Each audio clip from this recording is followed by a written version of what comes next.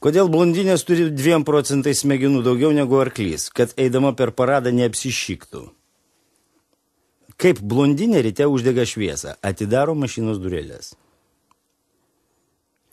Koks skirtumas tarp protingos blondinės ir sniego žmogaus? Manoma, kad sniego žmogus egzistuoja. Koks skirtumas tarp uodo ir blondinės? Uodas nustoja čiulpęs, kai gauna per galvą. Kodėl blondinė, išsiplavusi galvą, iškart išbėga į gatvę? Todėl, kad ant šampūnio užrašyta wash and go.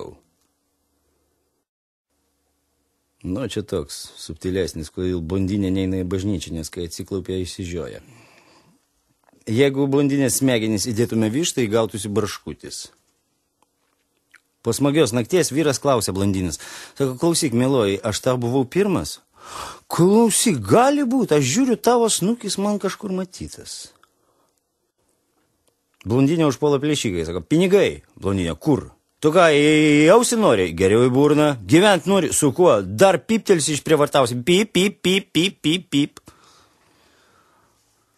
Blondinė ateina į erotinių prekių parduotuvę ir sako, sakykit, mielai pardavėja, a po kiek pas jūs vibratoriai? 50, 100, 120, 150.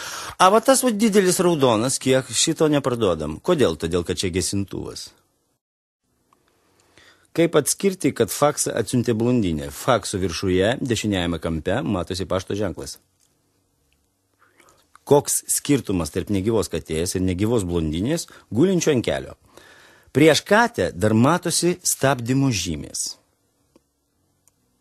Motina sako blondiniai, dukreliai išeinančiai į pirmą pasimatymą. Nu, dukreliai, jeigu iki 12 nebūsi lovoje, tai grįžk.